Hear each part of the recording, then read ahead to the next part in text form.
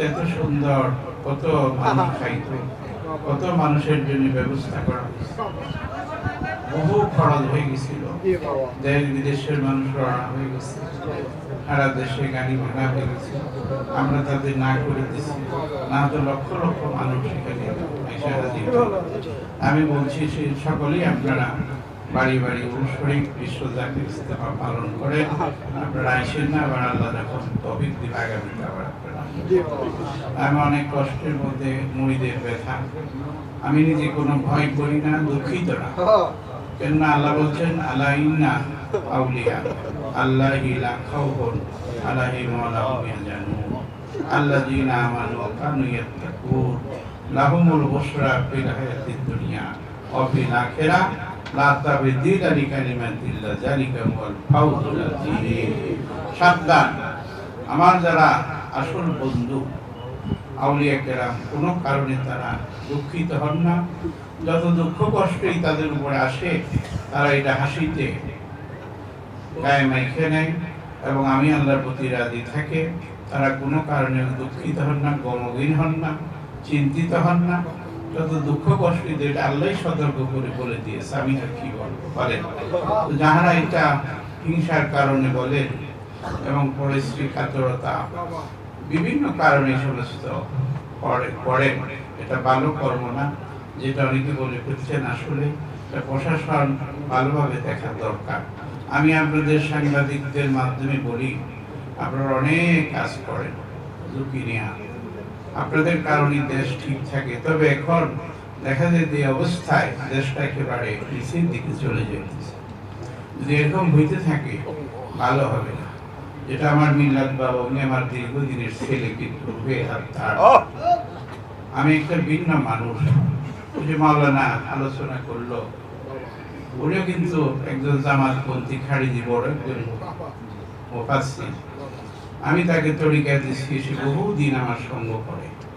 উনি এত বড় আলেম হয়ে কেন আসে? উনি বলতে, হুজুর আপনার কাজ আমার ভালো লাগে, আমি এখানে শরীয়ত বিরোধী কিছুই দেখি না, পাই না। আর তারা নাকি শরীয়ত বিরোধী কি পায়, কি দেখে, হিংসার কারণে সমস্ত।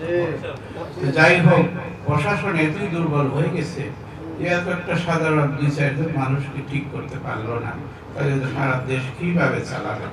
আমি আপনাদের মাধ্যমে এখন যারা সরকারের প্রধান আছেন এদেরকে বলি যে সহজে লভ্য বস্তুর মূল্য বোঝে না, যারা সহজে কিছু পায় তারা সেটার কদর বোঝে না।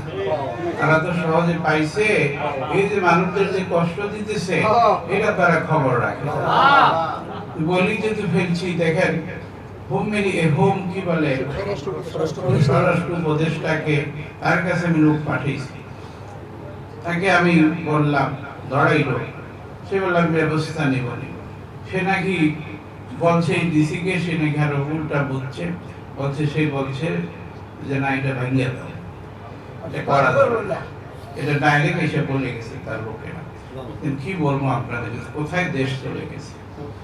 একজন দায়িত্বশীল মানুষ এই কথা বলতে পারে? কত ব্যথা আমার মনের মধ্যে। আমি কিন্তু কোনো রাজনীতি করি না, আমার কাছে সব লোক আসে, আমি আত্মার শিক্ষা দিই। এই যে জাপান থেকে আসছে, চীন থেকে আসছে, আজমির শরীফ থেকে আসছে, শেরহেব শরীফ থেকে আসছে, ভারত থেকে আসছে, বিভিন্ন দেশ থেকে মানুষ আরো আসতো, আমরা নিষেধ করে দিচ্ছি। কথা বলার মতো সময় নাই, আর ব্যথায় ব্যথিত সারা দেশের মানুষ কাটাকাটি করতেছে। আমরা একটা শান্তি শিক্ষা পাই, মানব সেবা করেন কুতুববাগের হলো, সেই বিষয় সেই কাজটা তারা করতে দিল না। আওয়ামী লীগের সময় তারা আমাদেরকে ক্ষেত্রে সরাই দিল, করতে দিল না। এত ভালো কাজ আমি মনে করছিলাম এবার মনে হয় সরকারটা ভালো, তারা মানে আমাদেরকে একটু সাহায্য করবে, হেল্প করবে, আমরা সহ্যের মতো করতে পারবো। দেখি যে আরো উল্টা হয়ে গেছে, প্রশাসন সব ভাঙিয়ে গেছে, কার কথা কে শুনে না, মুনাফিকি পড়ে গেছে। এটা ঠিক করা সম্ভব হবে না। এর ইলেকশনে আমি রাজনীতির কথা কখনো বলি না, তবে এখন বলি একটা পরিষ্কার ইলেকশন দরকার। ভোটের অধিকার, ভোটের অধিকার, এই বাক্সের মধ্যে স্বচ্ছ ভোট আছে না, কাগজে ভোট দিয়া একজনকে নির্বাচিত করলে তবে এই দেশটা শান্তি এসে যাবে। এছাড়া এই সহজে লভ্য বস্তু যারা পাইছে এদের দিয়া মনে হয় না যে দেশ আর ওই যা তারা আশা করতে সেই সমস্ত হবে না। আমি ফকির যেটা বললাম আপনারা চিন্তা করে দেখেন। আপনারা এটাই বলেন যে আপনারা তাড়াতাড়ি একটা ইলেকশন, যে যার নসিব আছে সেই এসে যাবে। আপনারা একটা যা চাইতে যে আরেকটা পাইছেন না, কি বলে, এই জন্য এখন বুঝতেছেন না মানুষের কষ্ট দুঃখ। এত সুন্দর কাজের মধ্যে এইসব আদার দেশে তো কি নিয়ন্ত্রণ করতে পারেন না।